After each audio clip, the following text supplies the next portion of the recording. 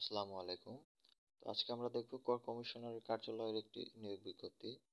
তো নিয়োগ বিজ্ঞপ্তিতে বলা হয়েছে অর্থ মন্ত্রণালয়ের অভ্যন্তরীণ সম্পাদক বিভাগ, কর শাখা ১, শাখা ঢাকার নথি এত তারিখ এত অনুযায়ী প্রাপ্ত ছাড়পত্রের ভিত্তিতে কর অঞ্চলে তৃতীয় ৩ চট্টগ্রাম এর অধীনে রাজস্ব খাতভুক্ত নিম্ন বর্ণিত শূন্য পদে ভিত্তি মোতাবেক সরাসরি জনবল নিয়োগের লক্ষ্যে পদের পার্শ্বে বর্ণিত শর্তে চট্টগ্রাম বিভাগের স্থায়ী বাসিন্দাদের বাংলাদেশের প্রকৃত নাগরিকদের নিকট হতে অনলাইনে এই ওয়েবসাইটে আবেদনের আহ্বান করা যাচ্ছে।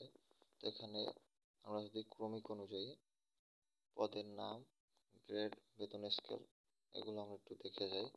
উচ্চমান সহকারী গ্রেড হচ্ছে এখানে ১৪তম গ্রেড, বেতন স্কেল ১০,২০০ থেকে ২৪,৬৮০ টাকা পর্যন্ত। লোক নিবে একজন। শিক্ষাগত যোগ্যতা কোনো স্বীকৃত বিশ্ববিদ্যালয় হতে অনন্য দ্বিতীয় শ্রেণী বা সমমানের সিজিপিএস থেকে স্নাতক বা সমমানের ডিগ্রি অর্জন করতে হবে বা অর্জন করা থাকতে হবে।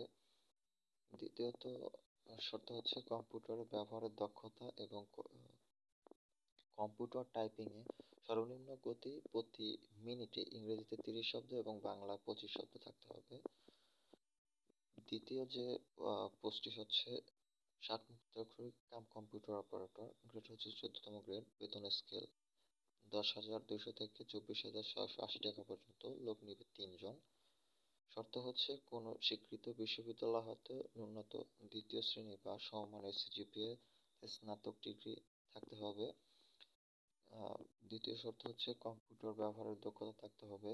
তৃতীয় শর্ত ষাটলিপি এর সর্বনিম্ন গতি প্রতি মিনিটে ইংরেজিতে ৭০ শব্দ ও বাংলায় ৪৫ শব্দ এবং কম্পিউটার টাইপিংয়ে সর্বনিম্ন গতি প্রতি মিনিটে ইংরেজিতে ৩০ শব্দ এবং বাংলায় ২৫ শব্দ থাকতে হবে।